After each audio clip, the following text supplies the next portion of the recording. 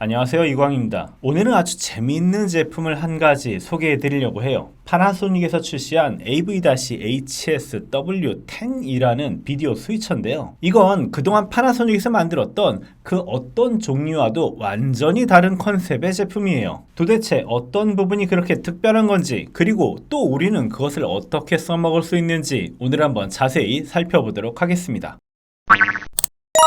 지금 우리는 정말 다양한 방식으로 영상을 제작할 수 있는 환경을 가지고 있어요. 그동안 전통적으로 사용하던 SDI라는 방식이 있어요. 이건 프로 AV만 하시던 분들은 약간 생소할 수 있지만 영상 제작 분야에서는 그냥 표준입니다. 그리고 실제로 써보면 SDI는 아주 직관적이에요. 그냥 연결하기만 하면 라이브 비디오가 바로 나오니까요. 그리고 SDI의 정말 좋은 점은 전송 거리가 길다는 겁니다. 다들 아시다시피 HDMI 케이블은 거리가 10m를 넘어가기가 쉽지 않잖아요.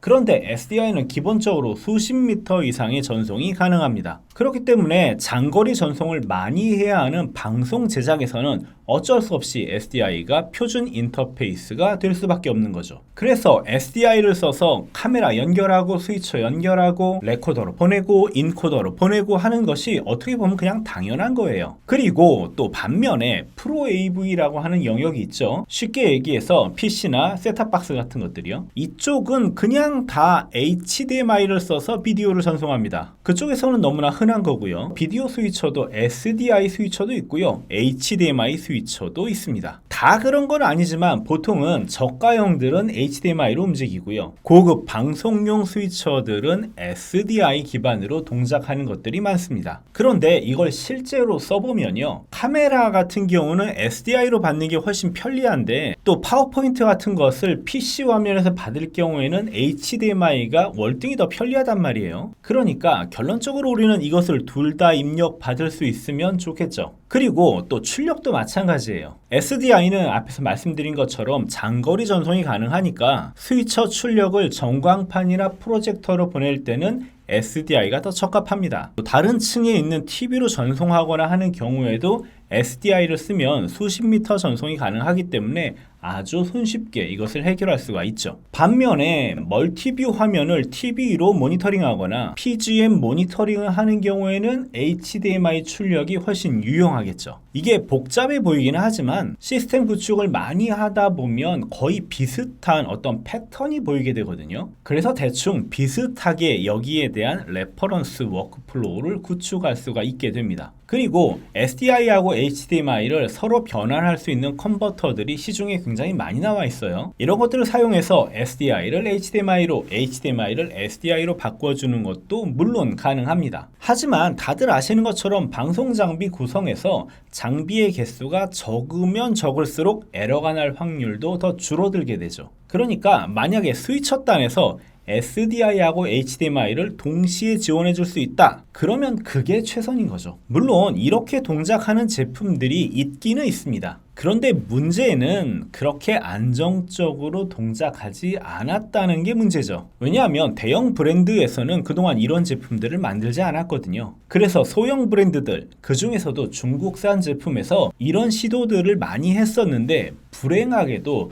그다지 안정적인 모습을 보여주지는 못했습니다. 여기에 물론 많은 이유들이 있겠지만 사실 SDI하고 HDMI를 서로 안정적으로 변화한다는 것 자체가 만만한 일은 아니에요. 그렇다고 저가형 스위처에서 전문적인 FS 기능 집어넣고 소스 동기화 맞추고 이런 것들을 다 하려면 비용이 만만치 않게 들어가기 때문에 할 수 없었던 것도 사실입니다. 아무튼 이런 고급의 비디오 처리 작업을 하려면 노하우도 많이 필요하고요. 안정성을 위한 여러 가지 하드웨어 구성도 추가되어야 됩니다. SDI와 HDMI를 동시에 자유롭게 쓴다는 것은 그렇게 만만치 않은 작업이다. 이렇게 알아두시면 될 것 같아요. 그리고 이렇게 두 가지 신호만 처리해야 한다면 뭐 어떻게든 해보겠지만 최근에는 IP 비디오가 또 다른 화두로 떠오르면서 굉장히 큰 이슈가 되고 있죠. 이 영상을 보시는 분들 중에 난 IP 비디오 안 쓰는데 라고 생각하실 수도 있지만 실제로 여러분들이 만드는 대부분의 비디오는 아마 유튜브를 통해서 송출을 하게 될 거예요. 그러면 일단 여러분들은 RTMP라는 IP 비디오를 이미 사용하고 계신 겁니다. 그리고 이제는 IP 비디오가 유튜브 출력 같은 제한적인 용도로만 사용되는 것이 아니라 현장과 방송국을 연결하는 SRT 솔루션이나 아니면 프로덕션 내부를 아예 NDI로 꾸미는 것처럼 굉장히 다양한 방식으로 IP 비디오가 사용되고 있어요. 이게 언뜻 생각하기에는 굉장히 복잡한 것처럼 보이지만 SRT 같은 IP 비디오를 사용해서 방송 제작을 하게 되면 워크플로우 자체가 굉장히 단순해집니다. 그만큼 비용을 엄청나게 줄일 수 있다라는 장점도 갖게 되는 거고요. 아주 쉽게 이것을 설명하자면 여러분들은 2대의 스위처를 가지고 SRT를 이용해서 서울과 부산을 자유롭게 연결하는 이원 생중계 방송을 아주 손쉽게 구축하실 수도 있고요. 프로프리젠터 같은 자막기에서 별도의 IO 카드 없이 투명 자막을 스위처로 바로 보내는 것도 가능해집니다. 그리고 100m쯤 떨어진 곳에 카메라 한 대만 딸랑 세워놓고 랜선만 연결하면 여러분들이 비디오, 오디오, 탈리, 전원 공급까지 가능한 그런 솔루션이 구축되는 거죠. 이렇게 비디오 스위처에서 IP 비디오를 지원한다는 것은 모두가 그동안 상상만 해왔던 것들을 현실로 만들어낼 수 있는 아주 특별한 기능이 됩니다. 바로 이 제품이 파나소닉의 AV-HSW10이라는 제품인데요. 보시는 것처럼 굉장히 작게 생겼죠. 그리고 후면을 보시면 굉장히 다양한 입력과 출력 포트를 가지고 있는 것을 보실 수 있습니다.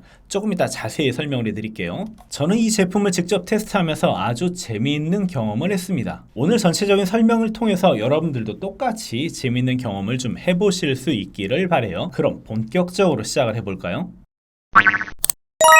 여러분들이 아시는 것처럼 파나소닉은 지난 수십 년 동안 비디오 스위처라는 것을 제작했던 회사예요. 다시 말하자면 그만큼 비디오 스위처라는 분야에 대해서 축적된 노하우가 어마어마하다는 얘기입니다. 그러니까 일반적인 제작 환경에서 어떤 카메라하고 비디오 소스를 사용하는지, 또 그것들을 어떻게 연결하고 출력은 어떤 방향으로 많이 쓰더라, 이런 자료들이 굉장히 많이 쌓여 있다는 얘기예요. 그래서 파나소닉에서는 이번에 HSW10이라는 완전히 새로운 개념의 비디오 스위처를 만들면서 이런 노하우들을 여기에 다 때려 박을 수 있었던 거예요. 제품을 하나하나 살펴보면서 정말 웃음이 나오더라고요. 야, 이놈들 머리 참 잘 썼는데 라는 생각이 절로 드는 제품이었습니다. 먼저 아까 보셨던 것처럼 외형을 살펴보면 굉장히 작죠. 얼만큼 작냐면 A4 용지보다도 더 작습니다. 일단 버튼을 보시면 컬러로 표시되는 버튼을 가지고 있는데 이게 바로 파나소닉 스위처의 DNA를 그대로 물려받았다라는 증거가 돼요. 파나소닉은 자사의 고가형 스위처에서 똑같은 방식의 컬러 버튼을 제공하거든요. HSW10은 보급형 제품임에도 불구하고 파나소닉의 고가 라인과 동일한 작동 방식을 가지고 있습니다. 그리고 T바가 제공되죠. T바가 있고 없고는 천지 차이인 거 다들 아시죠? 라이브에서 T바를 사용하면 즉각적으로 앵글과 앵글을 겹쳐 보이거나 주인공과 배경이 동시에 나타나는 효과를 사용자가 직접 컨트롤할 수가 있게 되죠. 그리고 보시는 것처럼 소스 선택 버튼이나 컷,